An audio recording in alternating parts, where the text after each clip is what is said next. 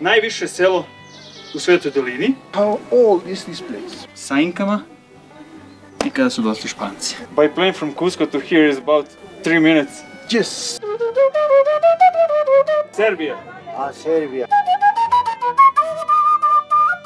Charla. Bueno.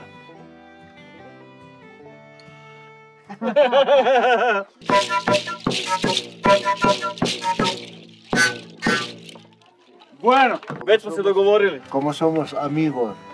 Pa jednom i Mariči će da posluži vreme. Sija sunce, duva vetar, ništa lepo toga. Obavezno čaj od koke, ne stvara se nikakva zavisnost ili kako već ljudi misle. Šta kažete na pogled, a? Andrejeve pustolovine pratite i na Instagramu. Već neko vreme sam u peruanskim Andima, istražujući čuvenu Svetu dolinu Inka. Sutra sam na novoj lokaciji, pa prikupljam sve korisne informacije. Trenutno se nalazim na 3800 metara nadmorske visine. Nalazim se iznad čuvene Svete doline. Ovo je selo Chinchero i u njemu živi negde oko 4000 ljudi. E sad, zašto je ovo selo zanimljivo meni? Zato što je ovo najviše selo u Svetoj dolini. To je pod 1. Pod 2, ovde se nalaze ruševine starog grada, ovo je nekada bilo Inka selo. I pod 3, rekli su mi da je ovo mesto gde se rađa Duga. Zašto ga zovu Duginim mestom, saznaću u nastavku, jer će moj sagovornik biti Viktor, jer ja o tome ne znam nešto mnogo, a on će mi objasniti mnogo bolje zašto ta priča o Dugi baš u Chincheru. Po običaju, zanima me dosta toga, pa će Viktor danas imati prilično posla. Chinchero, during the Inca time, was a special or a small kingdom. I know that, U vreme Inka, Chinchero je bio posebno kraljevstvo. Lokalni vođa Mateo Pumacava se nakon dolaska Španaca pridružio kruni i borio protiv Inka. Tupac Amaru. You know Tupac Amaru? Tupac Amaru, revolutionary from... Na ovom mestu je i poginuo Tupac Amaru II, čuveni Inka revolucionar, koji se borio protiv španskih kolonizatora. Mateo Pumacava was an old man. He understood different the life. Međutim, od stare dane Pumacava kao Inka uvideo je svoje greške iz prošlosti, pa se okrenuo protiv Španaca. As we can understand with this introduction, we can see how old is this place. Na osnovu svega, možeš da zaključiš koliko je staro ovo mesto. Postojale su preinka civilizacije, pa Inke, pa Španci. Da, vidi se svuda po građevinama. Upravo tako. Danas se na tim temeljima Inka i Španaca može vidjeti treći sloj modernih građevina. U to sam se kao i svuda u Cusco regionu vrlo brzo uverio. Ovo sve odavde na dole je Inka. Znači oni su koristili ovaj kamen kako bi se gradili svoje građevine. Naravno kada su došli Španci sve je to uništeno. Kasnije su na Inka temelje kao osnovu nadograđivane kuće. Ovaj nadograđeni deo je kombinacija blata i suve trave i to je u ovom starom delu. S druge strane je novi deo grada, znači kuće su građene od modernih materijala, a ovo je to samo jedan dokaz, odnosno primjer onoga kako je to izgledalo sa Inkama i kada su došli Španci. Nisam mogao, a da ne primetim da svaka kuća na krovu ima po 2 figure bika. We saw the bulls on the roof of the houses. Okay. 2 bulls and in the middle a Catholic cross. Između bikova je katolički krst. Ta 3 elementa su omajlije za porodice, kao neki vid zaštite. Tako je, krst ih čuva, dok bikovi označavaju prosperitet. And the bulls are representing the prosperity of the family. Čini mi se da to nema veze sa Inkama. Ne, potiče od Španaca, njihovi običaj. It's a new element. It's a new element. It's from the Spanish. From Spain, because the cross and the bulls. Exactly. Rekao bih da se danas ovde ljudi ne bave toliko zemljoradnjom kao ranije. Or maybe it is. Yeah. Da, neki i dalje uzgajaju razne kulture, ali se mnogo više njih bavi turizmom. Most of them are doing as we saw tourism. Zbog toga, mogao si da vidiš da se uništavaju šume i plodno zemljište kako bi se napravio aerodrom za turiste. Da, video sam i nisam mogao da verujem. Odobravaju ljudi to ili ne? Some of them like, other people don't like because it's destroying. Kako ko? Neki se žale što se uništava priroda, dok drugi trljaju ruke, jer će biti više turista, a samim tim i novca. Yes, of course, of course. Yeah. But still we don't have all the conditions. We don't have good highways. Uz to, ovdje su putevi jako loši i stradaju posle svake kiše zbog odrona. Da, primetio sam da ima dosta turista u Cuscu, ali ne i ovdje. Putevi jesu loši i zbog toga prave aerodrom. Exactly. By plane from Cusco to here is about 3 minutes. Yes. Pa od Cusca do ovdje avionom let će da traje 3 minuta. Vredi li toliko? Sve za turizam. It's not complete advantage. Yeah. Inače, Chinchero je od Cusca udaljen 30 km. I da, imaće aerodrom. Jer ta čudna računica kaže da je isplativije napraviti aerodrom nego izgraditi 30 km puta, koji će lokalnom stanovništvu mnogo više značiti nego aerodrom.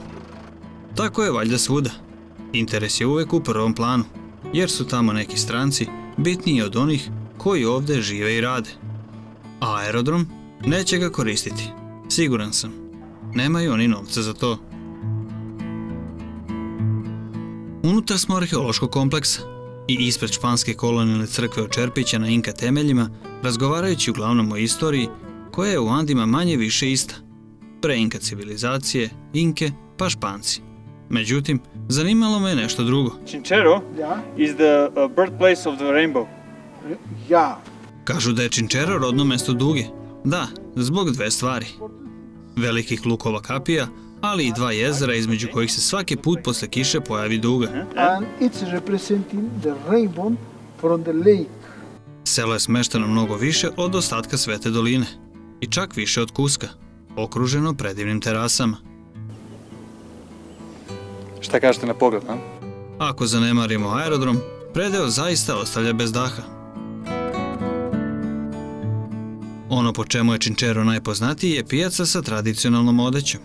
Sve ovo je ručna radinost žena, koje prodaju šarene džempere, kape, torbe, ćebad i još mnogo toga. Dakle, potpuno autentično i što bi rekli prva ruka. Ujedno, to je jedan od glavnih izvora prihoda, a tkački proizvodi iz Chinchera nadaleko su poznati i cijenjeni širom Perua. Ovo umeće prenosi se sa kolena na koleno, a glavni materijal je naravno vuna alpake, u svim mogućim bojama.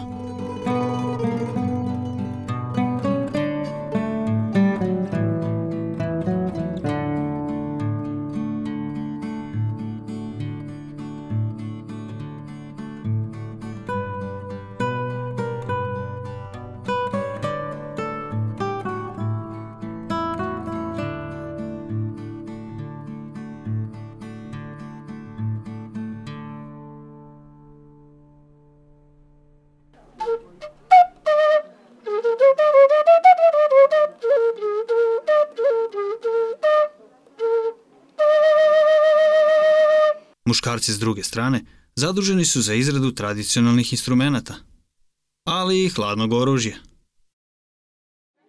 Buenos días. Buenos ¿Qué días. tal? Bien. Mi nombre es Andrés. ¿Tú? Yo me llamo Jesús. Jesús. Sí. Oh, Jesús, encantado de conocerte. Conocerlo. Conocerte. ¿Usted de qué país? País Serbia.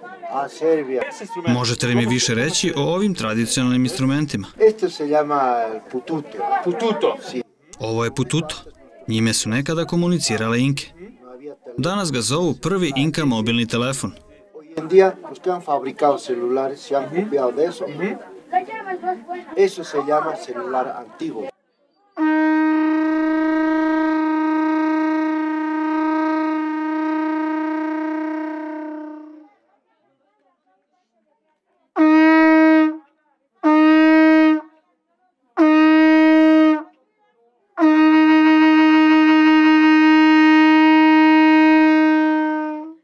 Esto se llama...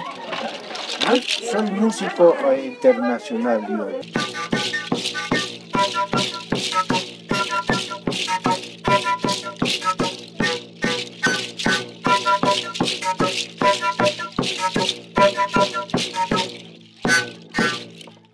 Bueno. Gracias. Entonces, 1, 2, 3. Tres. Es muy talento. Y esto ya también se llama quena. Ovo je kena. Pravi se od kosti alpake, lame ili kondora. Estos son tradicionales. Esta es una quena. También yo hago unas quenas de hueso. De hueso de alpaca, llamas, el cóndor, todo. Todo voy a Slušaj kako zvuči. ¿Cómo se hace esas cosas? Mira, esto es quena.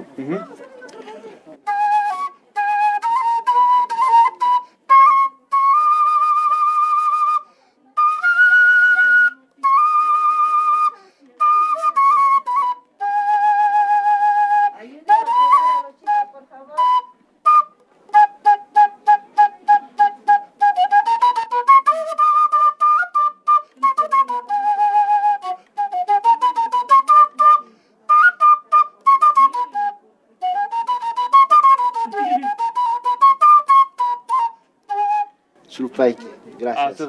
Gracias. A ima Jesus još talenata. Jesus ovo sve sam pravi. ¿Qué es esto? Esos son macanas de incas. Macanas. Ovo je makana, tradicionalno inka oružje. Drška je od kosti lame ili alpake, dok je gornji deo od kamena. Alpaca. Esto es Es de piedra. de piedra. Piedra, tallado de piedra.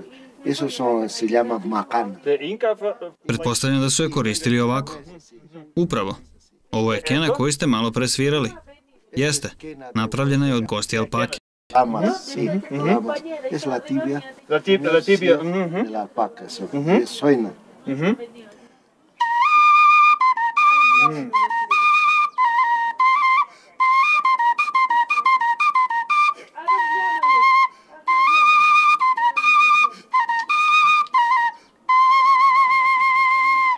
Bueno.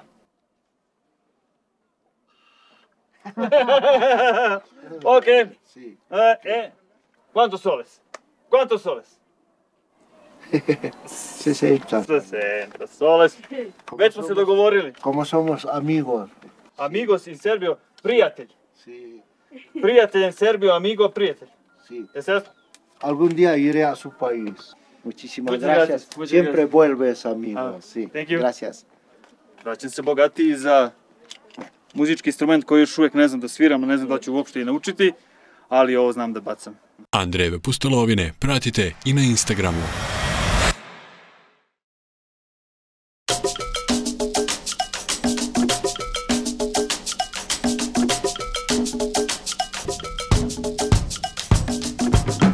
Manga! Trip! Jej! 30 km severozapadno od Činčera i nešto nižoj nadmorskoj visini nalazi se Moraj, arheološko nalazište Svete doline Inka. Izgleda neverovatno, zar ne? Svega što su se Inke dohvatile kada je u pitanju građevina, u najmanju ruku savršeno i remek delo. Pogledajte ove terase Moraja, ovaj predivni amfiteatar se nadovezuje na još lepši landscape. Iza su Andi, pojedini vrhovi planina su pod snegom, sneg, sunce, vetar, još samo fali da padne kiša, jedno da sve bude u potpunosti, ali nadam se da neće. Imam definitivno sreće kada je u pitanju kiša, s obzirom da je ovo period kada je kišna sezona, a pogledajte kako vreme.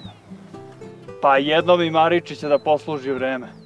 Lokalitet sadrži ruševine Inka, koje se uglavnom sastoje od nekoliko terasastih kružnih depresija, od kojih je najveća duboka oko 30 metara. Impresivno je to što temperaturna razlika između vrha i dna amfiteatra može da bude do čak 15 stepeni. Kao i kod mnogih drugih lokaliteta Inka, ima i sistem za navodnjavanje, a sama svrha nije baš najjasnija. Međutim, široko je prihvaćeno mišljenje da se ovaj amfiteatar koristio za poljoprivredu, a uzorci zemljišta su pokazali da je doneto iz različitih regiona, kako bi Inke uzgajale useve na različitim nivoima terasa. Velike temperaturne razlike na terasama stvorile su mikroklimu, sličnu onoj koja se postiže u staklenicima u moderno doba, a veruje se da su ih Inke koristile za proučavanje uticaja različitih klimatskih uslova na useve. Još jedan primjer mudrosti, pored već toliko dokazanih arhitektonskih rešenja. Tokom kišne sezone 2010. ceo Kusko region primio je velike netipične količine padavina, što je prouzrokovalo trajno oštećenje ruševina Moraj. Terasasti nivoi kompleksa, koji su izgrađeni od kamena izbijene zemlje, znatno su oštećeni, a istočna strana glavnog kruga se srušila, što je izazvalo zabrinutost oko trajnosti lokacije, kao glavne turističke atrakcije u Peruu.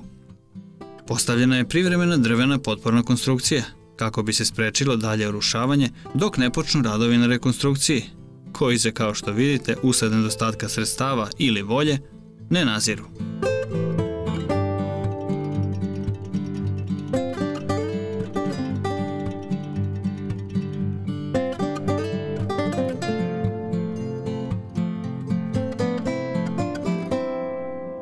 Dok napuštam Moraj, prolazim kroz neverovatne predele peruanskih oranica okruženim anskim snežnim vrhovima.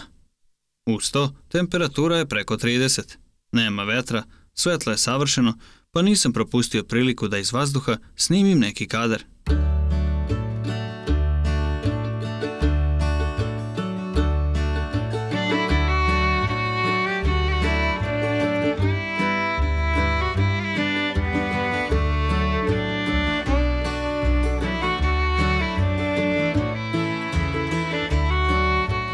Zapravo sam na samom ulasku u Maras, mog posljednjeg odredišta za danas.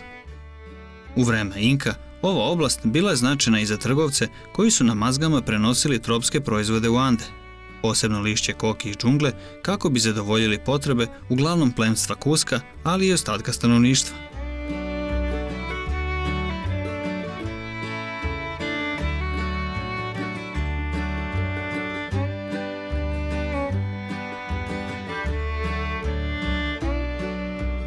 Danas je Maras poznat po rudnicima soli koji su u upotrebi još od spomenutih Inka. Jedan od najneverovatnijih prizora u celoj Svetoj dolini sigurno je ova planinska padina sa 5740 malih bazena, zvanih Poquitos. Napajaju se vrelom slanom vodom koju su Inke preusmerile da protiče kroz solane. Kako voda ispari, so se izdvoji i kupi se. Svaki bazen može da da 150 kg soli mesečno, tako da su oni tada predstavljali ogromnu prednost za Inke. Rudnici soli bili su dostupni svima koji su bili deo zajednice, a veličina bazena koju je svaki pojedinac dobijao zavisila je od broja članova njegove porodice. Skoro svi bazeni su manji od 4 kvadrata, a nisu dublji od 30 cm. Redovno se kontrolišu i tu se posebna pažnja obraća na pravilno održavanje susednog dovodnog kanala, bočnih zidova i zaseka za ulaz vode, površine dna bazena, količine vode i kao uklanjanje nakupljenih naslaga soli. Kako voda pod uticajem sunca isparava, iz bazena se so taloži u obliku kristala različite veličine na unutrašnje površine zemljanih zidova jezera, kao i na njegovom dnu. Tada se zatvara dovod vode i bazen počinje da se suši. U roku od nekoliko dana sva voda će ispariti i ostaće so. Ovaj proces ponavlja se oko mjesec dana i vremenom se stvara veća količina soli. Kada se nakupi dovoljno soli, pažljivo se sastruže sa svih površina. Prvi sloj je obično roze ili bele boje i najkvalitetniji je. Koristi se kao kuhinjska so. Drugi je poznat kao rasuta so i slabijeg je kvaliteta od prvog sloja. Obično je bele boje, dok je treći obično brown i koristi se kao industrijska so. Danas, uprkos činjenici da je rudnik soli i dalje u upotrebi i da je so dostupna u obližnjim prodavnicama, glavni izvor prihoda ipak je turizam. Taman kada sam pomislio da je to sve za danas, sasvim slučajno primetih ovu malu farmu na otvorenom, na samom ulasku u Svetu dolinu Inka. Ovo je jedna klasična farma u Andima, u Peru. Životinje koje su karakteristične za ovo podneblje, naravno konji, lame, vidim i neke koze, ovce i jedina lepotica, predstavnica alpake je ovo ovdje brown, koja se treba nešto uzvaće. Sija sunce, duva vetar, ništa lepše od toga.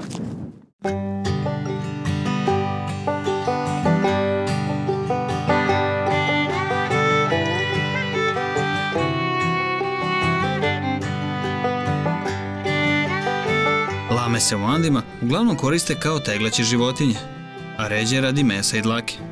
Na ovim prostorima pripitomljeni su pre 3500 godina.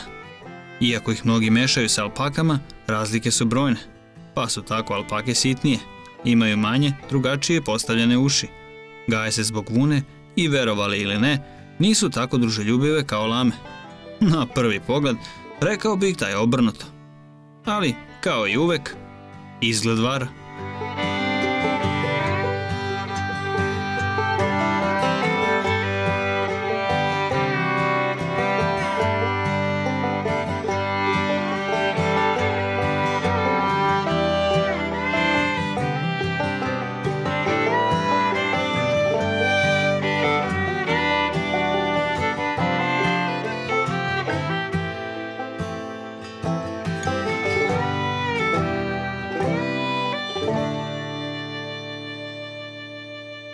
Danas sam toliko snimao da sam zaboravio da jedem, a i visinska bolest ima udela u mojoj iscrpljenosti. Belo meso, krompirići, pirinač, tikvica i brokoli. Ovde je generalno hrana kvalitetna, s obzirom da je ceo kraj se bavi poljoprivredom i uvijek je sveže. A za piće, standardno. Čaj od kokinog lišća je obavezan na ovim velikim nadmorskim visinama i ranije su ga Inke koristile kako bi dobile energiju. Koristi se samo lišće, znači nije ni u kakvim kesicama, a potopi se u vodu i pijete čaj koji vam daje energiju. Naravno, ne stvara se nikakva zavisnost ili kako već ljudi misle. Preporučena dnevna doza je u suštini koliko vam prija i koliko vam odgovara. Podseća dosta na zeleni čaj. Tako da, kada dođete u Kuskoj region, obavezno čaj od koke i žvakanje lišća koke svežeg, ali o tome ćemo nekom drugom prilikom da nastavim da mi se ne hladi ručak. Prijetno.